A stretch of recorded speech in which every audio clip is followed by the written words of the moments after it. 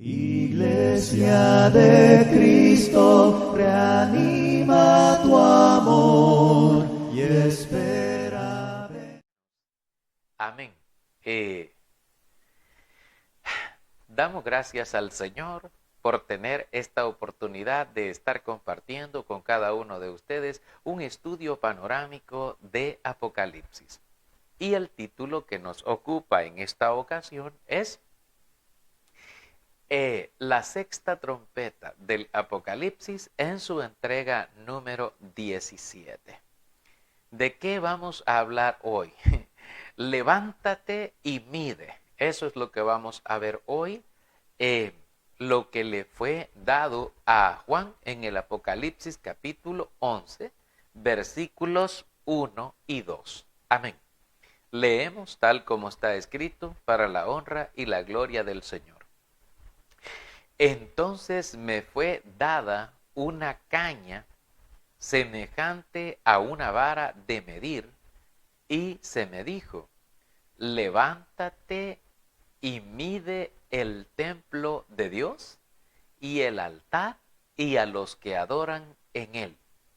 Pero el patio que está fuera del templo déjalo aparte y no lo midas, porque ha sido entregado a los gentiles y ellos hollarán la ciudad santa 42 meses. Amén.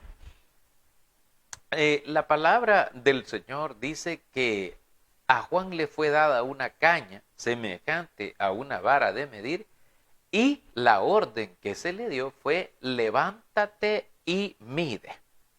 ¿Quién le gira esta orden a Juan? No lo sabemos.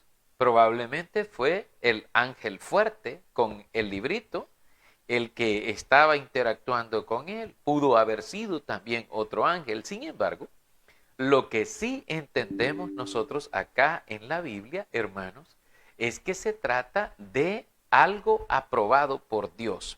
Es decir, que esto que le dicen a Juan se sobreentiende que es el Dios soberano el que autoriza esta orden para que él vaya y que ejecute esta tarea de medir. Y hermanos, aquí pues si lo visualizamos de una manera espiritual, hermano, Dios pues mide su obra espiritual en la tierra como lo haría cualquier dueño o administrador para asegurar el desarrollo de su trabajo, de su empresa, para ver las metas, para ver los logros, para ver cómo está la gente, si está haciendo pues la gente la obra del Señor.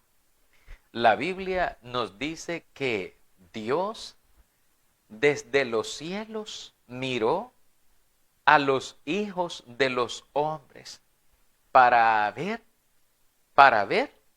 si había algún entendido que buscara a Dios. O sea, Dios desde los cielos, Él mira a nosotros, los seres humanos, y para ver si hay gente que realmente lo busca. O sea, a Dios, hermano, nosotros no lo podemos engañar. A Dios nosotros no le podemos mentir. De hecho, la palabra del Señor nos enseña eso a nosotros y lo debemos de tener lo suficientemente claro en el sentido de que Dios no puede ser burlado. Dios no puede ser engañado. Nosotros no podemos decirle a Dios: te amo, Señor, te amo, Santo, te amo, Dios Todopoderoso.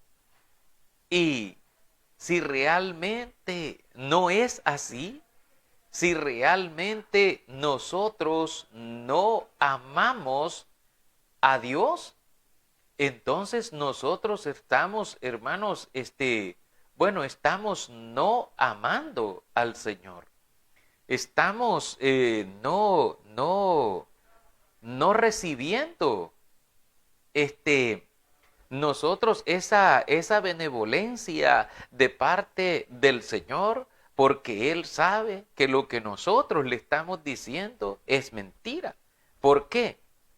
Porque Él escudriña los corazones y la mente de todas las personas. Dios es poderoso y Él conoce el interior, conoce los corazones de cada uno de sus hijos y conoce también las intenciones con las que hacemos las cosas. Entonces Dios no mide según las apariencias. Dios no mide según lo bonito o lo feo que nos parezca algo a nosotros. No, no. De hecho, la Escritura dice que el hombre juzga según su juicio lo que está delante de sus ojos, pero Jehová mira el corazón. Eso es lo que mira el Señor. Quiero verificar, yo sigo teniendo un poquito de problemas ahí, hermanos, en la recepción y también en poder visualizar los textos, pero sí creo que no están puestos los textos. Se los voy a dar ahorita, voy a ir a el texto que di, que se encuentra allá por el libro de Salmos. Si usted me acompaña a la Biblia en el Antiguo Testamento, y vamos a estar mirando por ahí, o sea, vamos a intentar volver a mencionar esto porque es muy, muy importante, hermano. En el capítulo 53 de Salmos, ahí se encuentra lo que dije al principio, de acá. Voy a tratar de ir dando los textos. Dice en el capítulo 53 de Salmos, versículo 2, y no sé si hay alguien que pueda estar tomando nota ahí, ¿verdad? Amén. Dice, Dios desde los cielos miró sobre los hijos de los hombres para ver si había algún entendido que buscara a Dios. O sea, Dios siempre está mirando, Dios siempre está buscando gente entendida, alguien que de verdad busque las cosas de arriba, vea las cosas espirituales, las cosas como deben ser. O sea, Dios está ahí. También decíamos en nuestro segundo argumento que mencionábamos hoy, que estamos en este bosquejo que llevamos, en el capítulo 6 del libro de Gálatas, Aquí en el capítulo 6 de Gálatas es donde la palabra de Dios nos dice a nosotros, en el versículo 7, Gálatas 6, 7, no os engañéis, Dios no puede ser burlado, pues todo lo que el hombre sembrare, eso también segará. Esto nos lleva a ese argumento que estábamos mencionando, en que nosotros no podemos decirle a Dios que lo amamos, que nosotros estamos con Él, y decirle todo, porque Él conoce realmente nuestros corazones, Él conoce nuestra mente, conoce nuestras intenciones, y Dios no puede ser engañado. Y cuando digo que, hermanos, Dios sabe de esto y si le amamos o no, porque ¿cómo se manifiesta lo que es el amor a Dios de parte de nosotros? No es aquel que dice que ama a Dios el que realmente lo ama, sino que la clave se encuentra en el Evangelio de Juan. Si usted va conmigo a la Biblia, en el capítulo 14. Voy a tratar de ir consultando los textos, no solo los voy a mencionar, aunque nos tardemos un poco más, pero los voy a ir tratando de leerlos. Amén, hermanos, amén. Y ustedes pues los pueden tomar nota ahí donde ustedes se encuentran.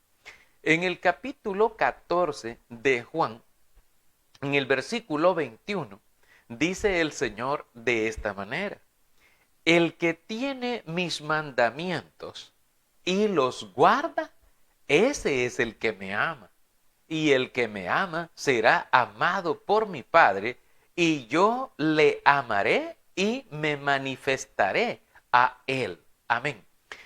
Entonces, no es el que dice que ama a Dios con su boca, con sus labios y que lo grita y le dice, te amo Dios poderoso, Dios supremo, yo te amo, etcétera, etcétera. No, la Biblia nos dice a nosotros que el que ama a Dios verdaderamente es el que tiene los mandamientos y que los pone por obra y que los guarda, los mandamientos del Señor. Por eso el versículo 23 dice Jesús, respondiendo Jesús, y le dijo, el que me ama, mi palabra guardará, y mi Padre le amará, y vendremos a él y haremos morada con él. Versículo 24, el que no me ama, no guarda mis palabras, y la palabra que habéis oído no es mía, sino del Padre que me envió. Ahora, ¿qué tiene que ver esto? Tiene que ver, hermanos, en que la forma como Dios mide, la forma como Dios mide la fe de sus hijos y para saber si su palabra está funcionando y todo lo que el sacrificio de Cristo significa es saber si las personas realmente están amando a Dios. ¿Y cómo lo sabemos? Dice Cristo, el que me ama, mi palabra guarda. Y mi Padre le ama y venimos a Él y hacemos morada con Él, dice el Señor. Entonces, esta es la forma de cómo esto sucede. Ahora, cuando usted encuentre religiosos, personas que supuestamente están sirviendo a Dios, que hablan de Cristo, que hablan de Dios y todo, pero no hacen conforme a los mandamientos de Dios, se apartan de los mandamientos, hacen las cosas que declaradamente están prohibidas por el Señor en su palabra y ellos los ponen por obra porque así les parece mejor, porque así se sienten bien, porque así quieren hacer las cosas, violando el mandamiento del Señor. Y el Señor dice, esos no me aman. No me aman porque no guardan mi palabra. La han trastornado, la han cambiado, han hecho lo opuesto a la voluntad que ha sido expresada.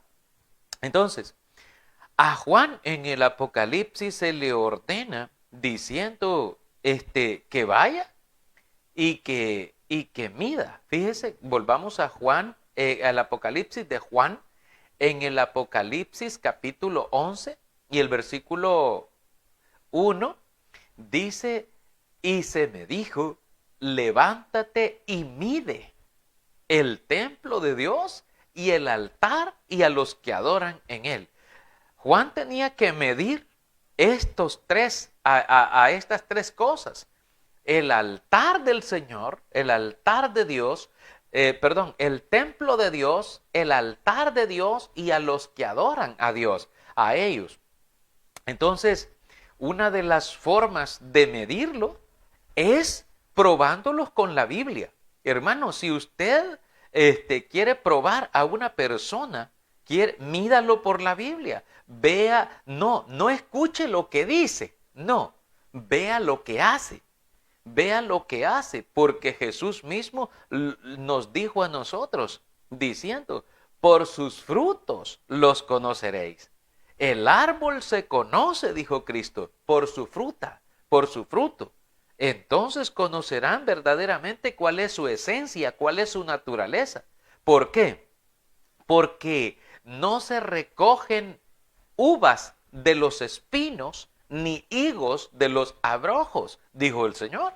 Entonces, debemos de ver cuál es el fruto, pues. Porque si una persona dice, no, es que fíjese que yo hago las cosas así, porque fíjese que a mí me parece más bonito así. La iglesia no debe ser aburrida. Fíjese que en la iglesia nosotros tenemos presentaciones de obras de teatro, varón. Nosotros tenemos hasta mímicos, tenemos ahí, fíjese, para presentar la obra. Acuérdese que hay que evangelizar de todas las formas posibles, hermano, y si hay que hacer un show ahí, pues, aunque sea para que se rían y se diviertan los hermanos, ¿verdad? Etcétera, etcétera, valore eso, porque lo santo no se mezcla con lo profano.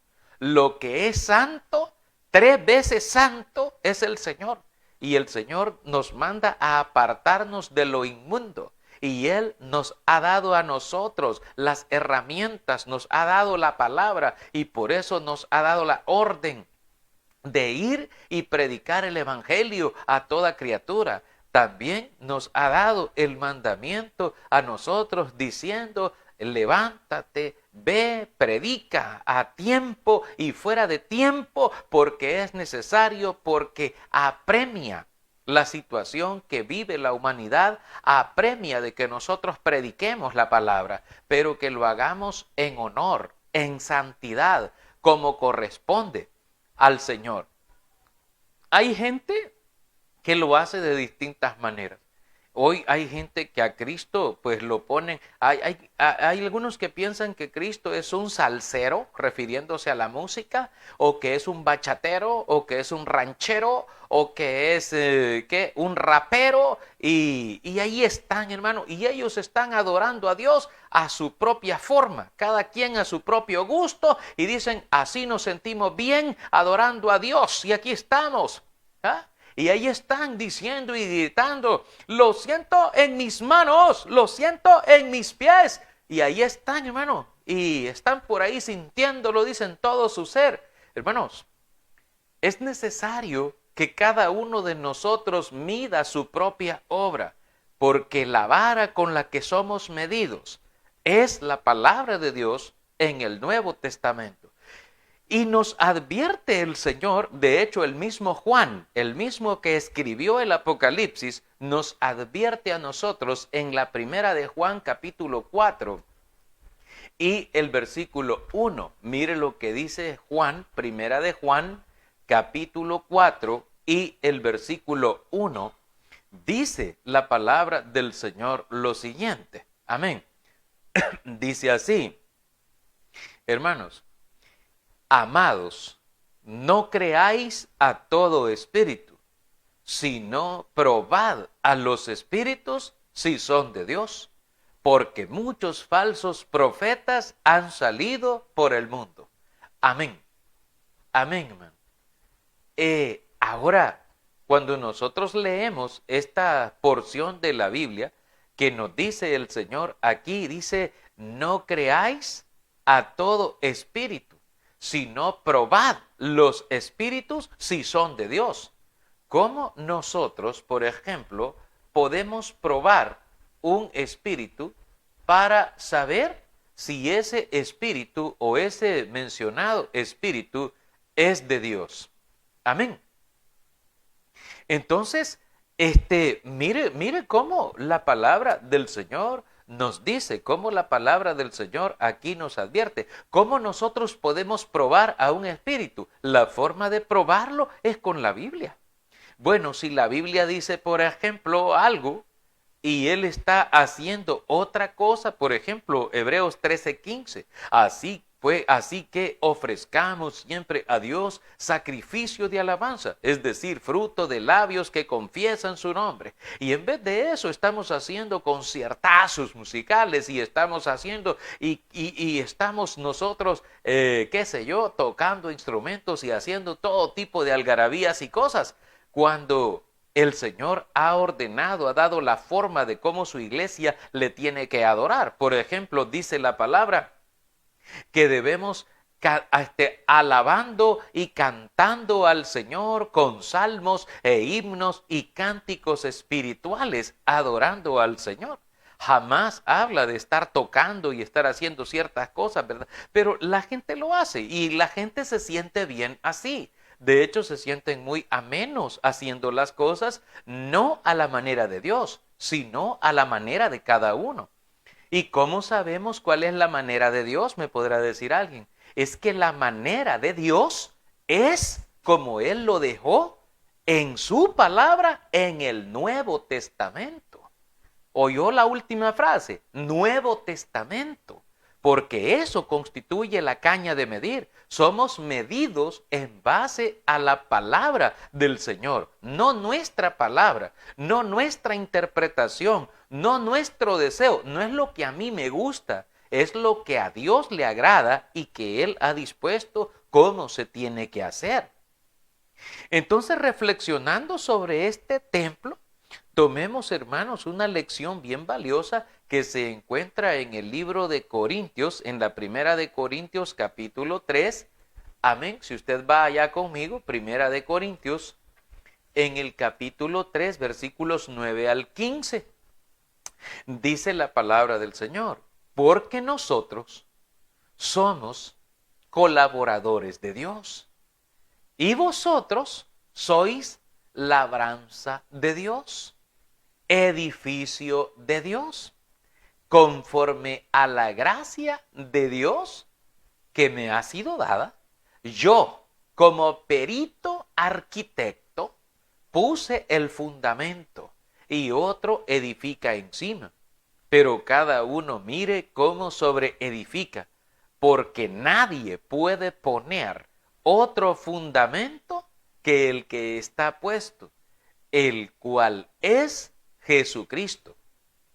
Y si sobre este fundamento alguno edificare oro, plata, piedras preciosas, madera, heno, hojarasca, la obra de cada uno se hará manifiesta, porque el día la declarará, pues por el fuego será revelada, y la obra de cada uno, cual sea, el fuego la probará.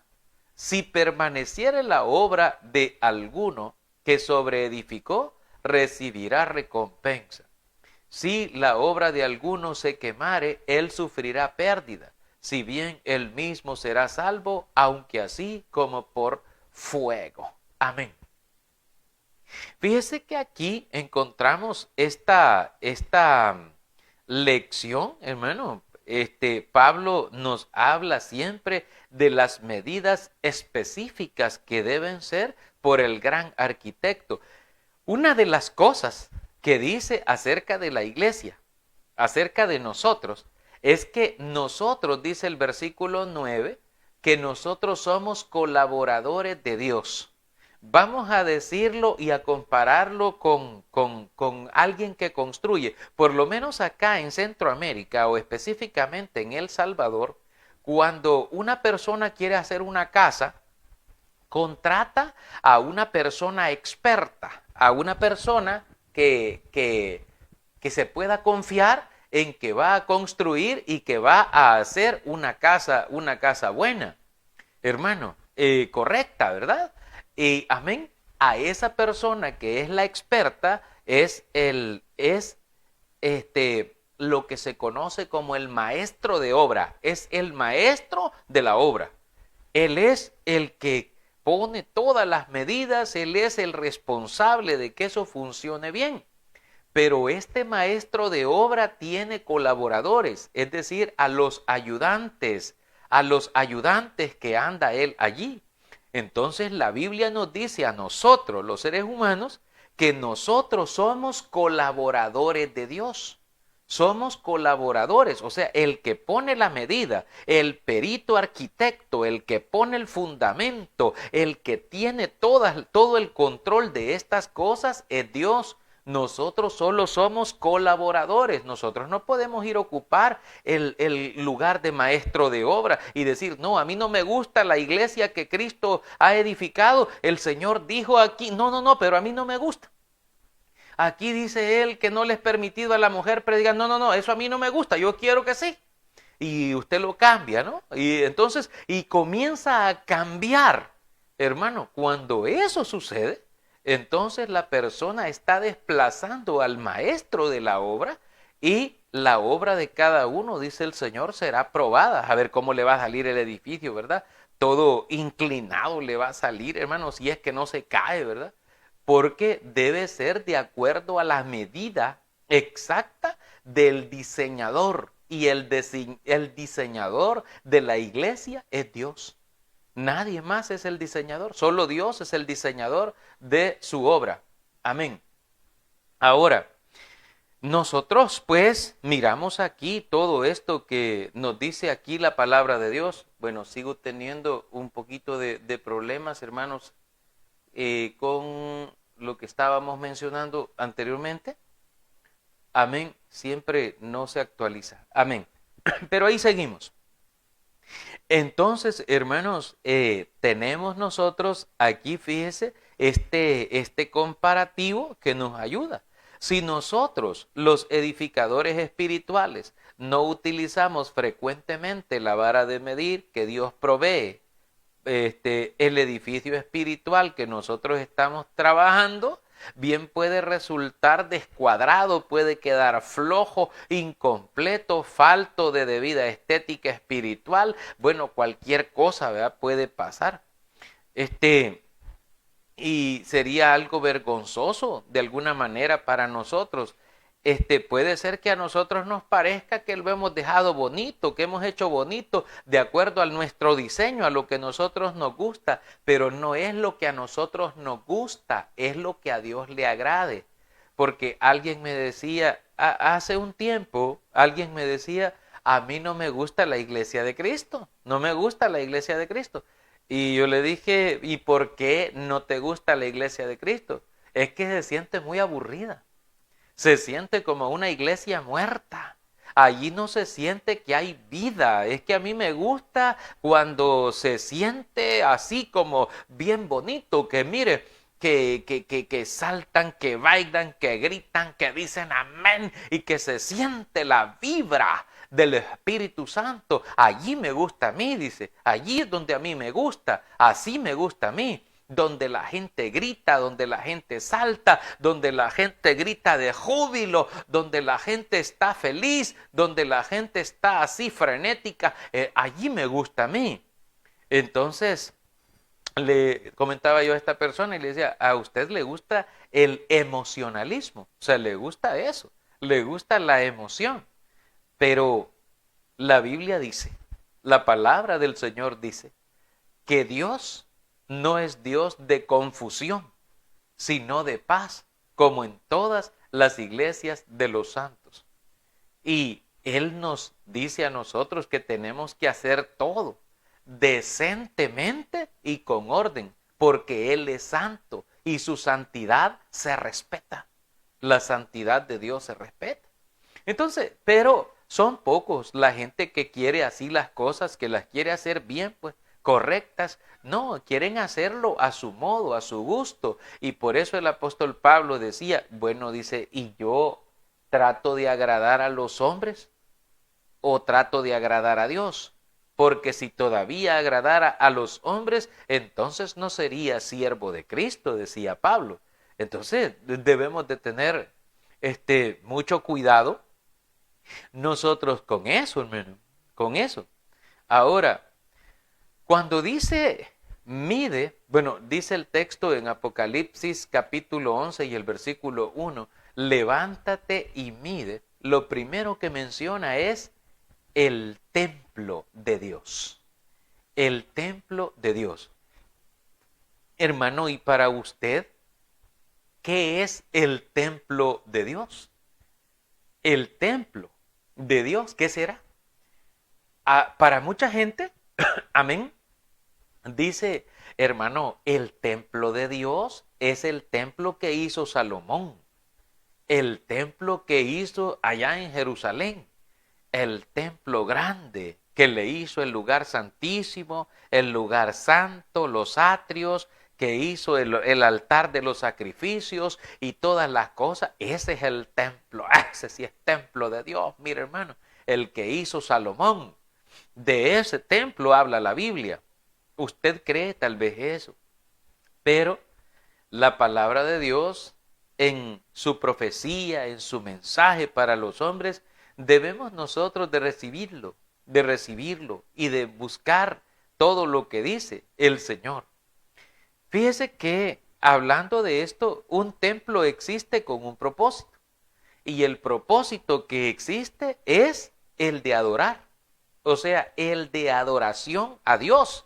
Ese es el propósito del templo. O sea que nosotros debemos de ver eso. Tenemos que tener esa visión, ese panorama, que si el templo existe es para adorar a Dios.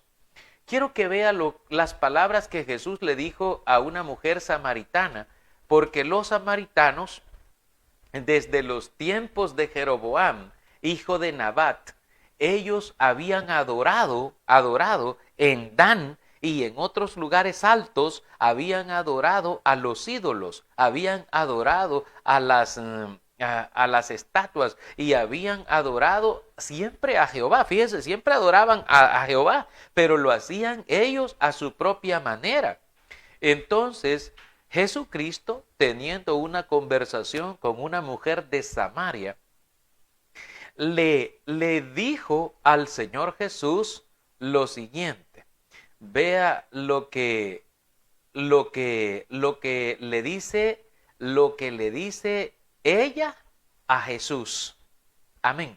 Fíjese que después que Jesús le dice a ella en el versículo 18 que 5 maridos ha tenido y que el que ahora tiene no es su marido, y le dice Cristo, esto has dicho con verdad.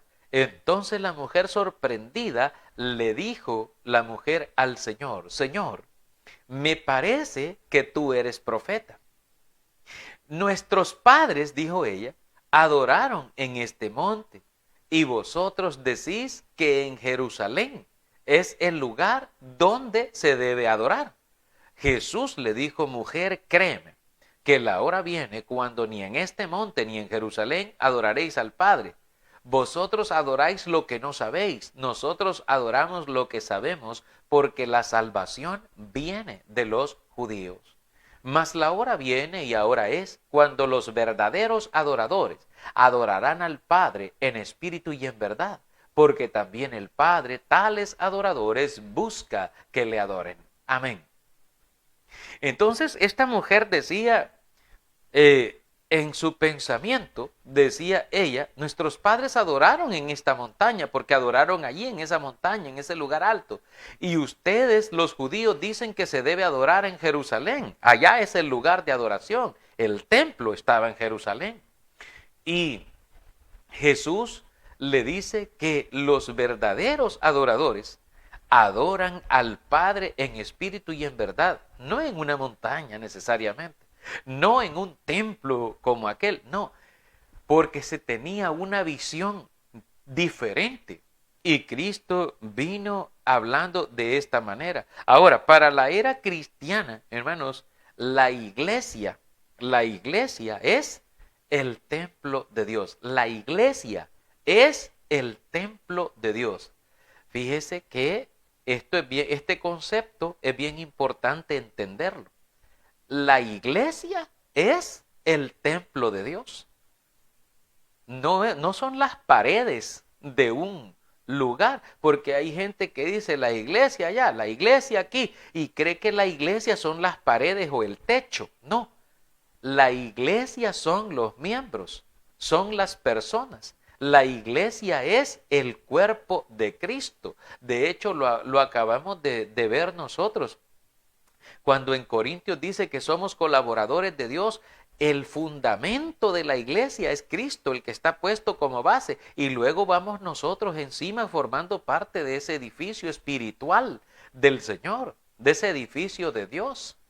Entonces, hermano, nosotros debemos de entender esto. Dice, por ejemplo, la carta de Corintios, en la primera de Corintios 3:16-17. Mire lo que dice la Biblia en la primera de Corintios capítulo 3, versículos 16 y 17. Amén. Después que hemos leído ya lo del perito arquitecto, Corintios en el capítulo 3, versículos 16 y 17 dice, ¿no sabéis que sois templo de Dios y que el Espíritu de Dios mora en vosotros?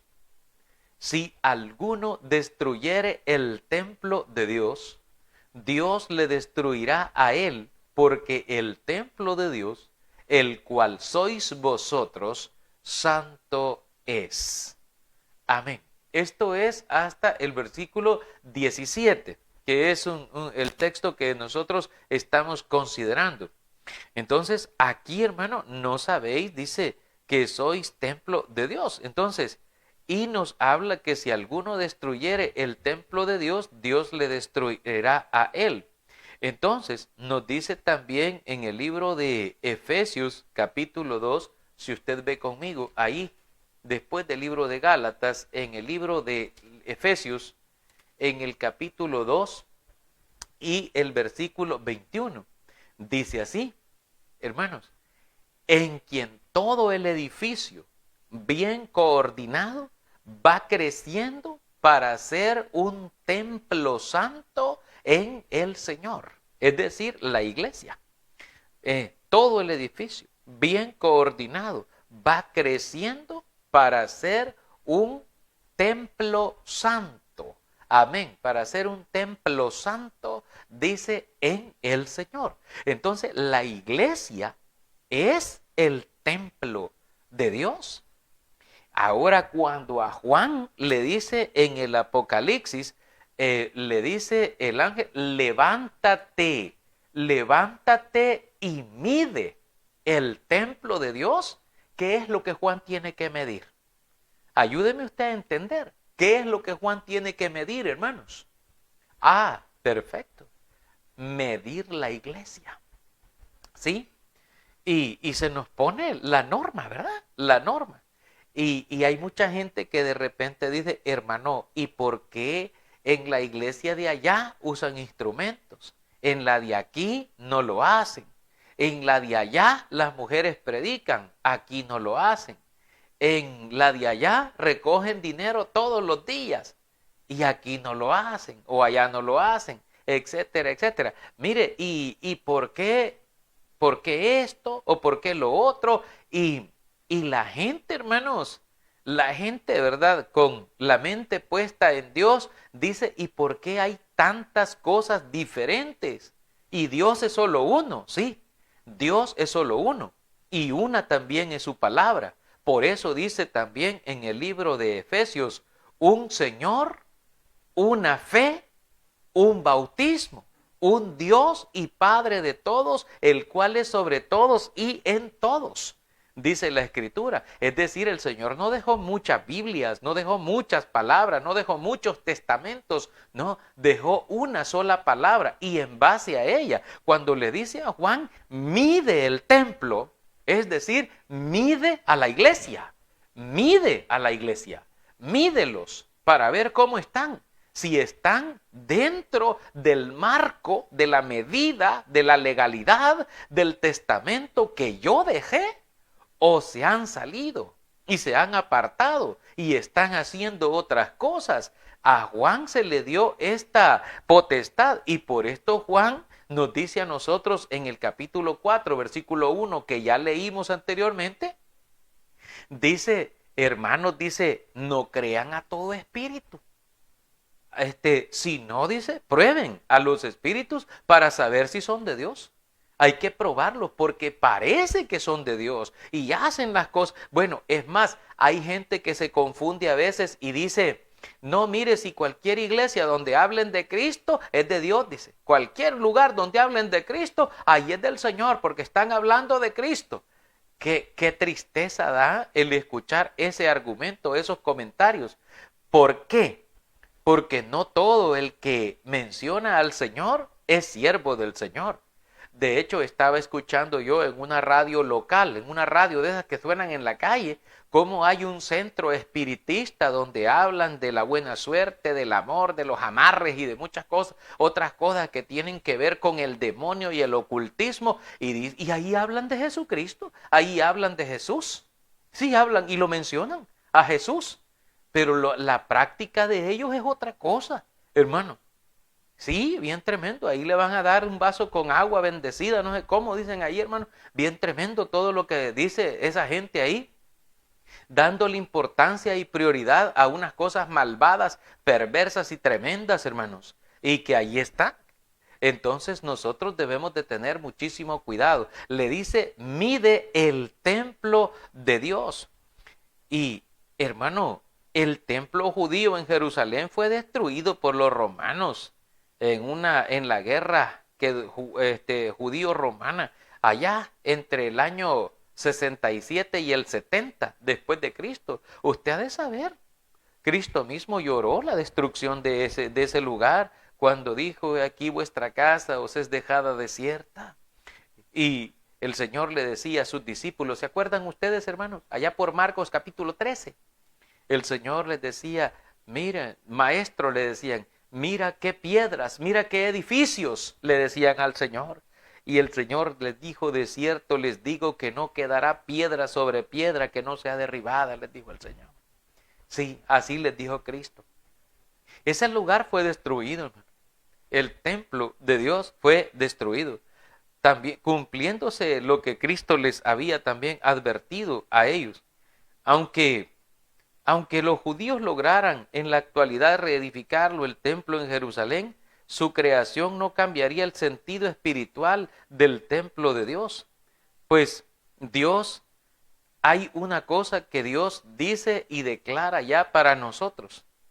Dios no habita en templos hechos por manos humanas, es decir, allí en casas de ladrillo, de piedra, dice el libro de Hechos de los Apóstoles. Si usted ve conmigo, libro de Hechos de los Apóstoles, amén, si ve conmigo por favor el capítulo 17, amén, por ahí por el versículo 25 en adelante. Vamos a ver en el versículo 24, hermano, 24, leamos, dice Hechos 17, 24, el Dios que hizo el mundo y todas las cosas que en él hay, siendo Señor del cielo y de la tierra, no habita en templos hechos por manos humanas, ni es honrado por manos de hombres como si necesitase de algo, pues Él es quien da a todos vida y aliento y todas las cosas. Amén. Mire cómo dice el Señor. Entonces, aunque lograran hacer y reedificar el templo en Jerusalén, Dios no habita en templos hechos por manos humanas. Entonces, ¿dónde habita? Él habita en el corazón de su pueblo. Él habita en el corazón de su pueblo. Por eso dice en el libro de Apocalipsis, he aquí yo estoy a la puerta y llamo. Apocalipsis capítulo 3, yo estoy a la puerta y llamo. Si alguno oye mi voz y abre la puerta, entraré a él y cenaré con él y él conmigo.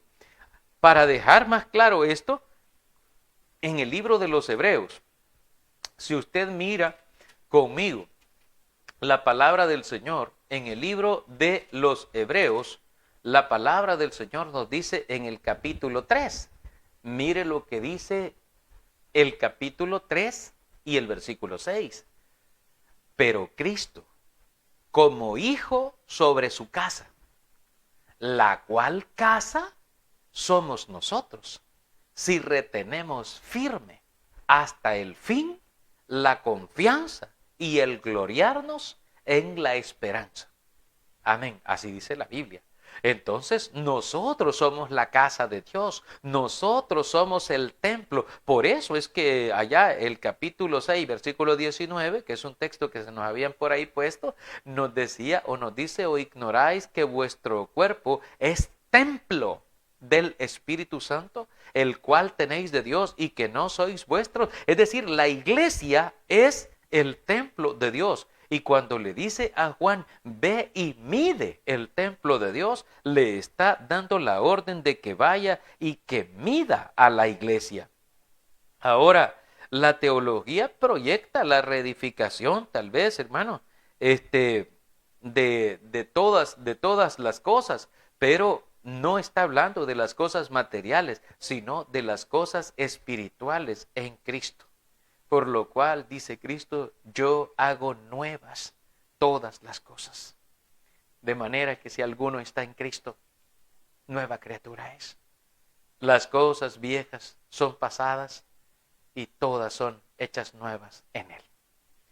Amén. Damos gracias al Señor, nuestro Dios, hermanos, que nos concede este privilegio de haber podido predicarles una vez más, hermanos, la palabra de Él, la palabra del Señor. Iglesia de Cristo,